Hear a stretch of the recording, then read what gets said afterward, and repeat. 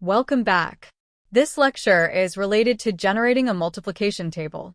Our goal is to ask the user for a number and then print that number multiplied by every integer from 1 up to 10.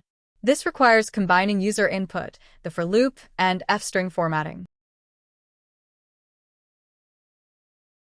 1. Receiving input and initialization.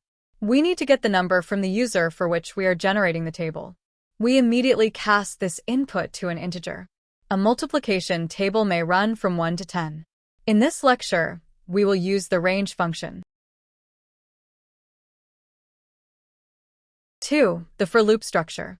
To loop from 1 to 10, we use range 1, 11.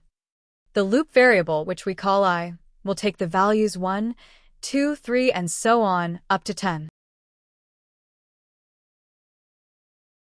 3. Calculation and formatting output.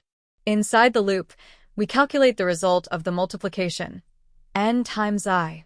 We use an f-string to display the entire equation clearly, showing the original number, the multiplier, and the result.